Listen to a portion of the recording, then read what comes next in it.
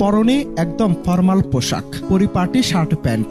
হয়তো অফিস থেকেই ফিরছিলেন তিনি, কিন্তু আজ পথের মাঝেই শরীর বিদ্রোহ করেছে। যে মানুষটিকে দেখে হয়তো কেউ অবজ্ঞার চোখে তাকাবেন, কেউ ভাববেন অলস।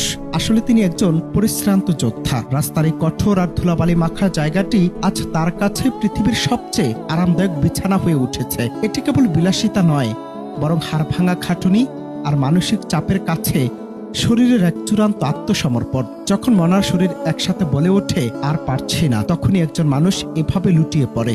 সে যাই হোক, শত আবদারের মাঝেও কখনো কি জানতে চেয়েছেন আপনার স্বামী কিংবা সন্তানটি কেমন আছে? আমাদের সমাজে পুরুষ মানেই এক যন্ত্র, যাকে অবিরাম দায়িত্বের চাকা ঘুরিয়ে যেতে হয়। পারিবারিক চাহিদার পাহাড় আর অফিসের সীমাহীন টেনশন, সব মিলিয়ে তার কাঁধটা আজ বড্ড ভারী। আমরা কি কখনো ভেবেছি আমাদের জন্য যে মানুষটি দিনরাত লড়ে যাচ্ছে, সে আসলে কতটা ভালো আছে? যে স্বামী বা বাবার কাছে আমাদের এত আবদার, তাকে কি কখনো বলা হয়েছে তুমি মানুষ হিসেবে অনেক ভালো, তোমার একটু বিশ্রাম প্রয়োজন? প্রতিনিয়ত খোটার অভিযোগের মাঝে চাপা পড়ে যায় তার ত্যাগ। আমাদের জীবন সাজাতে গিয়ে সে নীরবে নিজের জীবনকে ঠেলে দিচ্ছে এক অনিশ্চিত গন্তব্যে। পরের বার যখন রাস্তার ধারে এমন কাউকে শুয়ে থাকতে দেখবেন, এক মুহূর্তের জন্য বিচার করা থামিয়ে দিন। ভাবুন, এই মানুষটি আমাদের সমাজের এক প্রতিচ্ছবি। তিনি হতে পারতেন আপনার ভাই, আপনার বাবা কিংবা আপনার জীবন সঙ্গী।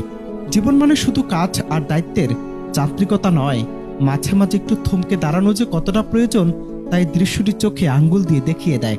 পুরুষদের নিয়ে কেউ কখনো ভাবে না, তাদের চোখের জল আড়ালেই থেকে যায়।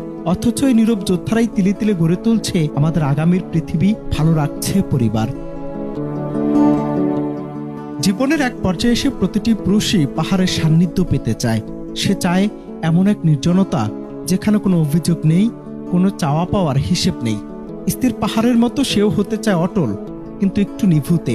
জীবন জীবিকার এই কঠিন লড়াইয়ে তারা যেন হারিয়েছে হাজারো স্বপ্নে বোনা মন। দিন শেষে সমাজে পুরুষদের কষ্ট নিয়ে কেউ প্রশ্ন করে না, যার কারণে জন্ম নেয় নীরবতা, একাকিত্ব আর গভীর ক্লান্তি।